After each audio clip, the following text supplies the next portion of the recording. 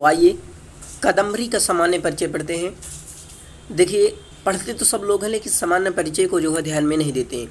मैं तो आपको कहता हूँ कि इस सामान्य परिचय को आप प्रतिदिन पढ़िए, क्योंकि सामान्य परिचय से छोटे छोटे प्रश्न बन जाते हैं। जैसे कादम्बरी की आज हम बात करते हैं, तो कादम्बरी के लेखक बाणभट्ट हैं। अच्छा, आप ये बताना कि क्या कादम्बरी बाणभट्ट पूरी लिखे थे या कोई और सहयोग किया। काव्य विधा की बात करें तो कादम्बरी एक कथा है। कादम्बरी में दो खंड हैं, एक पूर्वार्ध और एक उत्तरार्ध। कादम्बरी के प्रधान रस की बात करें तो इसमें श्रृंगार रस है। उपजीव्य की बात करें तो गुणाढ्य की बृहत कथा है। श्रृंगार रस क्यों है? क्योंकि इसमें चंद्रापीड़, आप देखे होंगे चंद्रापीड़ और राजा चंद्रापीड़ जो तारापीड़ का लड़का था, उसके प्रेम की विरह किस प्रकार बताई गई और वहाँ पर प्रेम का वर्णन किया गया, इसलिए श्रृंगार रस है। यहाँ पर नायक की बात करें तो राजा चंद्रापीड़ जो कि एक शूद्रक था। नायिका की बात करें तो कादम्बरी नायिका है। सहनायक वैश्रमपायन पुंडरीक, जो कि वैश्रमपायन या पुंडरीक, वैश्रमपायन का ही नाम एक पुंडरीक है। वैश्रमपायन चंद्रापीड़ का जो है मंत्री था, ठीक है, तो उसे सहनायक कह सकते हैं। सहनायिका महाश्वेता, जो कि महाश्वेता और वैश्रमपायन की फिर शादी हुई और कादम्बरी और चंद्रापीड़ की शादी हुई। वैशिष्ट 3 जन्मों की ये कथा है। प्रमुख पात्रों की बात करते हैं हम। आइए देखिए, प्रमुख पात्रों की बात करते हैं।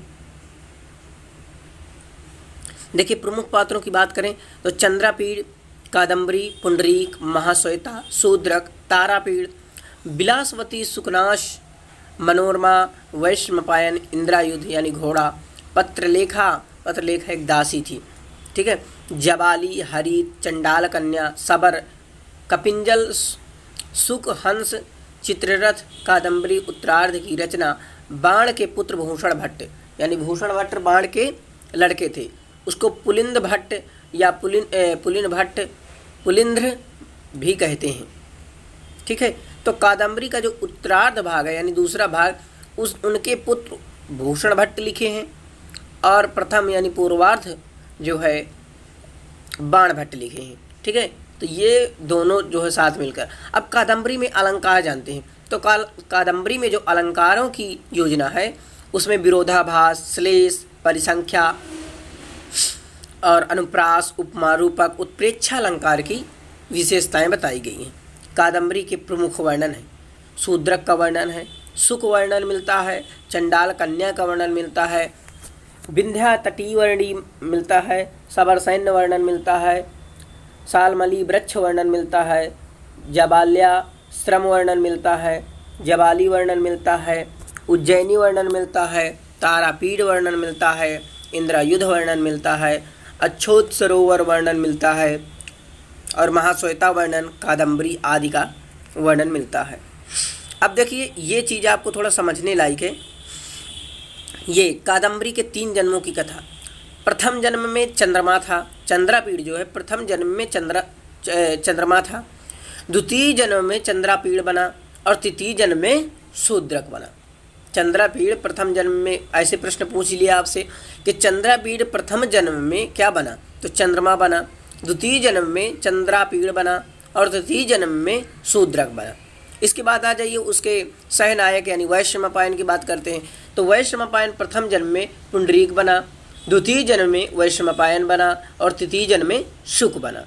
प्रथम जन्म में पुंडरीक बना, द्वितीय जन्म में वैश्रमपायन बना और तृतीय जन्म में शुक बना। ये आप याद कर लीजिए और लिख लीजिए। और बात करते हैं पत्रलेखा की, तो प्रथम जन्म में पत्रलेखा रोहिणी थी, द्वितीय जन्म में पत्रलेखा बनी और तृतीय जन्म का इसका अज्ञात है भी।